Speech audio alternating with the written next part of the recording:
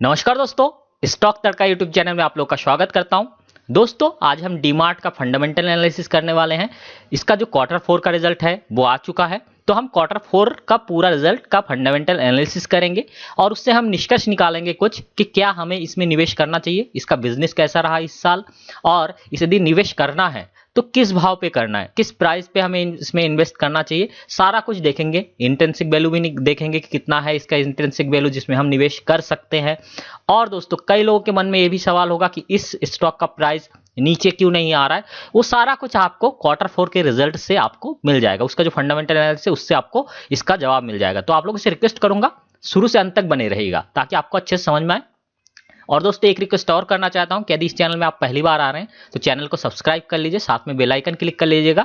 उससे फायदा ये होगा जब भी मैं कोई नया वीडियो अपलोड करूंगा आपको क्या होगा, उसका नोटिफिकेशन मिलेगा और आपसे कोई भी वेल्थ क्रिएटर स्टॉक नहीं छूटेगा। तो और एक चीज बताना चाहता हूं, इस चैनल में दोस्तों आपको लॉन्ग टर्म वेल्थ क्रिएशन के लिए स्टॉक्स मिलेंगे, शॉर्ट टर्म के लिए नहीं है। कम से कम यदि मैं जो भी स्टॉक का एनालिसिस करूंगा उसमें यदि आप 10 साल निवेश करते हैं तो डेफिनेटली आपको आपका ह्यूज वेल्थ क्रिएट होगा। तो चलिए मिलकर वेल्थ क्रिएट करते हैं। अब देखिए, कोई भी यदि स्टॉक का एनालिसिस करते हैं तो उसके पहले आपको उसका पीयर ग्रुप में जाना चाहिए। तो यदि इस सेक्टर में देखें, डिपार्टमेंटल स्टोर, इस सेक्टर में डीमार्ट लीडर है इस सेक्टर का। वैसे तो रिलायंस का जो है रिलायंस रिटेल जो है वो सबसे लीडर है, बट वो अभी मार्केट में लिस्टेड नहीं है। तो अभी जो भी लिस्टेड कंपनीज है उसमें कौन है लीडर? डीमार्ट। तो इसलिए हमें हमेशा लीडर के साथ बना रहना चाहिए। तो चलिए थोड़ा सा इसका पहले बिजनेस ओवरव्यू देखेंगे, उसके बाद इसका क्वार्टर 4 का रिजल्ट देखेंगे, फिर चार्ट में इसका एनालिसिस करेंगे। तो बिजनेस ओवरव्यू में देख लेते हैं क्या क्या बिजनेस करती है। तो की प्रोडक्ट कैटेगरीज देख लेते हैं क्या क्या है।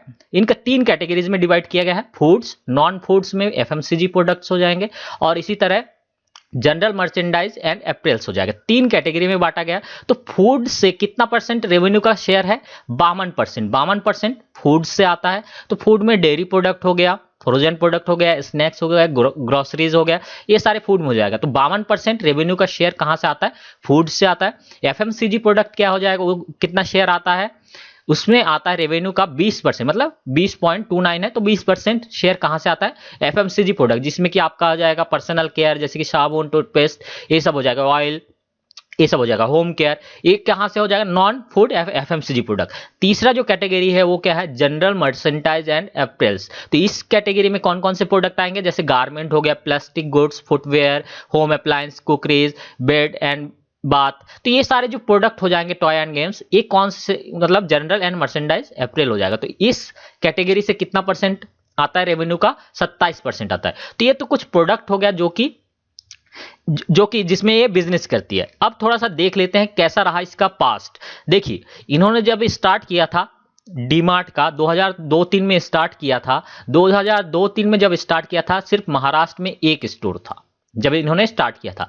देखिए 2013-14 2-3 में स्टार्ट किया और 13-14 10 साल बाद एक कितना कर लिया? 75 स्टोर कर लिया। और इसी तरह 18-19 में देखिए वही 176 हो गया। और 2019-20 में देखिए अभी इस साल कितना हो गया? 214 स्टोर हो गया। लगभग पूरे जो इंडिया है, पूरे मतलब इंडिया के हर स्टेट में लगभग पहुंच चुकी है। तो 214 स्टोर है इनके। और इसमें से थोड़ा सा देख लेते हैं वही चीज इसमें क्या किया है, हर जो ईयर वाइज कितने कितने स्टोर ऐड किए। तो इस साल यदि देखें 2020 में 38 स्टोर ऐड किया, मतलब हर साल इंक्रीज करते जा रहे हैं। तो कहीं ना कहीं क्या है दोस्तों, इस सेक्टर में ये एक इमर्जिंग सेक्टर है, इस सेक्टर में हाई ग्रोथ है। हम एक्सपेक्ट कर सकते हैं कि हमें इस सेक्टर में ह्यूज वेल्थ क्रिएट करके देगा। तो हमें किसके साथ रहना है? लीडर के साथ। जब रिलायंस रिटेल भी आएगा मार्केट में, लिस्ट होगा, तब हम रिलायंस की ओर जाएंगे। बट अभी लिस्टेड नहीं है तो अभी हमें किस में रहना चाहिए? डीमार्ट में। तो ये तो कुछ इसके बिजनेस ओवरव्यू हो गया। अब थोड़ा सा देख लेते क्वार्टर रिजल्ट कैसा रहा।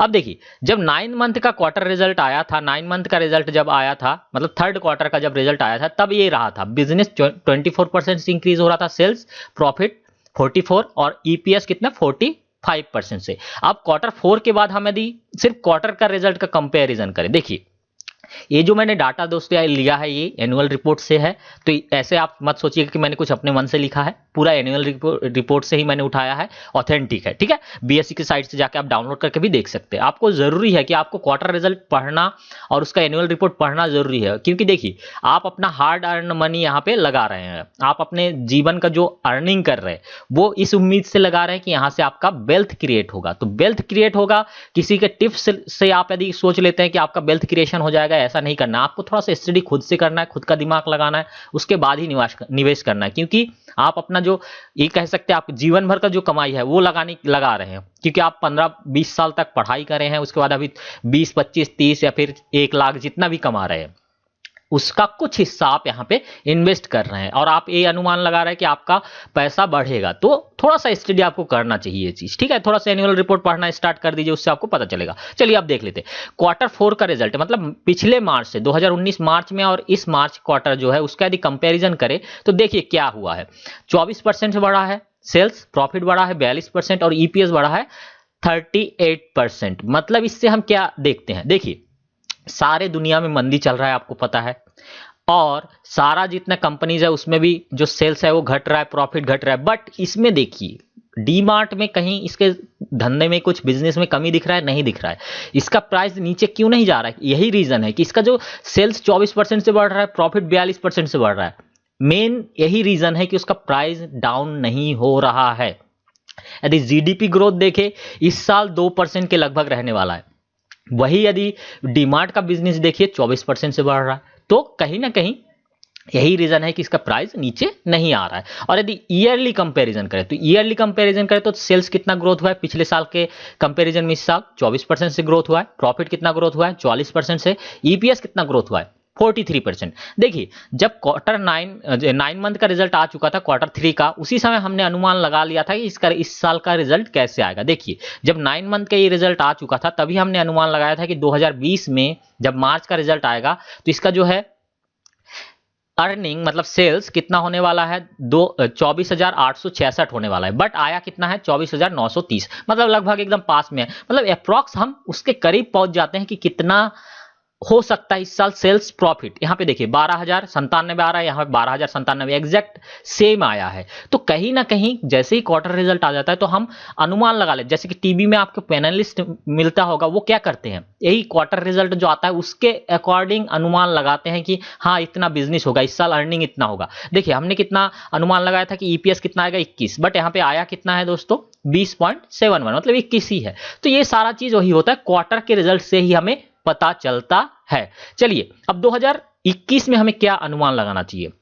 2021 में ये हम अनुमान लगाए कि अभी जब रिजल्ट आएगा इसको भी हम अपडेट करेंगे, बट हम ये मान के चल रहे हैं कि 30,000 करोड़ का सेल्स करेगी, 1,500 करोड़ का मतलब 1,600 करोड़ लगभग प्रॉफिट होगा और 25 रुपए ईपीएस होगा। तो इसके हिसाब से इसका जो इंट्रिंसिक वैल्यू निकल के आता है दोस्तों, कितना आता है? 2100 से 2100 इसका इंट्रिंसिक वैल्यू होता है, मतलब ना महंगा ना सस्ता। और लोअर चैनल कितना है? 15, मतलब 1560 है, मतलब 1600 के लगभग। तो 1600 और 2100 के बीच में हमें इसको परचेस करना चाहिए मेरे अकॉर्डिंग। मेरा जो फंडामेंटल एनालिसिस कहता है वो, आप अपना रिसर्च भी खुद करिएगा।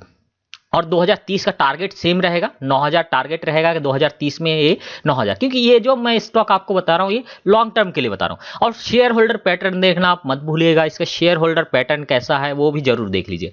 अभी क्या किया है, प्रमोटर ने थोड़ा सा स्टेक घटाया है, क्योंकि 75 से नीचे मतलब 75 तक करना है, तो इन्होंने पहले अभी जब मैं एक वीडियो अपलोड किया डिस्क्रिप्शन बॉक्स में आपको पूरा एनालिसिस मिल जाएगा, उसमें मैं जब बताया था तो 75 से थोड़ा सा ज्यादा था, थोड़ा सा कम किया है। तो अभी कितना हो गया? 74.99, मतलब 75%। ये सेबी का रूल है, तो इसी के अकॉर्डिंग इन्होंने थोड़ा सा स्टेक घटाया। लेकिन देखिए 2017 में काफी था, लेकिन सेबी के रूल के अकॉर्डिंग इन्होंने स्टेक घटाया है। और बढ़ाया किसने स्टेक है? एफआईआई ने बढ़ाया है, म्यूचुअल फंड ने बढ़ाया है। और रिटेल इन्वेस्टर देखेंगे तो रिटेल इन्वेस्टर के पास मात्र 2-3% स्टेक है। यही होता है, जो अच्छा स्टॉक होता है दोस्तों उसमें रिटेल इन्वेस्टर बिल्कुल भी इंटरेस्टेड नहीं होता है। बट हमें ऐसे स्टॉक के साथ चलना है जहां पे एफआईआई आपके खरीदने के बाद एफआईआई आए, म्यूचुअल फंड आए, ये आपको ध्यान रखना है। ऐसे स्टॉक में आपको नजर बनाना चाहिए। तो डेफिनेटली इस स्टॉक में निवेश करना चाहिए। इस सेक्टर में यदि आप निवेश करना चाहते हैं तो इस स्टॉक में करना चाहिए। अब चलिए थोड़ा टेक्निकल एनालिसिस देख लेते हैं। टेक्निकल एनालिसिस कैसा है, तो चलिए चार्ट के थ्रू समझते हैं। अब देखिए चार्ट में यदि आप देखेंगे जबरदस्त ग्रोथ, जब से लिस्ट हुआ ये अच्छा ग्रोथ दिया, उसके बाद कुछ महीने तक ये क्या हुआ, कंसोलिडेट जोन में रहा, मतलब ये एक रेंज बाउंड रहा इसका प्राइस, उसके बाद फिर से रैली कर रहा है। और इस साल जो इसका प्रॉफिट है, जैसे कि आप देख सकते हैं लाइफ टाइम हाई प्रॉफिट है। इसका मतलब क्या है, इसका प्राइस भी लाइफ टाइम हाई होगा इस साल, क्योंकि आप जैसे देख सकते हैं इसमें कोविड का कोई असर नहीं हुआ है। इसका जो बिजनेस है, प्रॉफिट है, उसमें कुछ भी असर नहीं हुआ। तो इस साल भी इसका जो प्रॉफिट है वो मतलब प्राइस है, आपको लाइफ टाइम हाई देखने को मिलेगा 2021 में। अब देखिए अभी रैली है, अभी आपको निवेश नहीं करना चाहिए। हमें देखिए निवेश करने को आपको मिलेगा टाइम, ऐसा नहीं कि आपसे छूटा जा रहा है, ऐसा कुछ नहीं। जैसे देखिए यहाँ पे क्या हुआ था, एक रैली के बाद थोड़ा सा ऐसा टाइम आया था, कितने महीने तक ये स्टॉक रेंज बाउंड रहा वो हम देख लेते हैं। जैसे कि यहां से यदि आप देखेंगे, ये देखिए कितना 13 महीने तक ये स्टॉक क्या रहा, रेंज बाउंड, मतलब 13 महीने तक आपके पास टाइम था जब आप एक इसको खरीद सकते थे।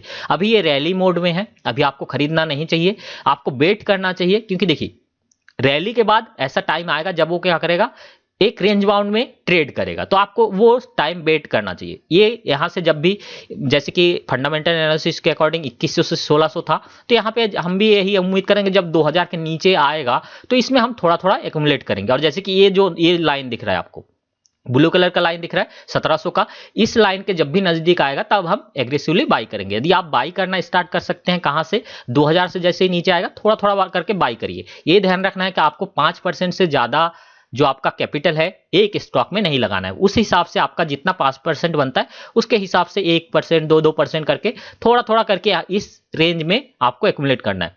डेफिनेटली टाइम आएगा, जैसे यहाँ पे रेंज बाउंड था वैसा यहाँ रैली के बाद फिर ये आराम करेगा कुछ महीने के लिए, तो उस फेज में आपको क्या करना है, एक्यूमुलेट करना है। तो उम्मीद करता हूं दोस्तों ये जो रिसर्च है आपको पसंद आया होगा, जो एनालिसिस मैंने किया वो पसंद आया होगा। तो वीडियो को लाइक करिए, शेयर करिए, और यदि चैनल को अभी तक सब्सक्राइब नहीं किया है सब्सक्राइब कर लीजिए। चलिए दोस्तों फिर नेक्स्ट वीडियो में मिलते हैं, तब तक स्वस्थ रहे, मस्त रहे।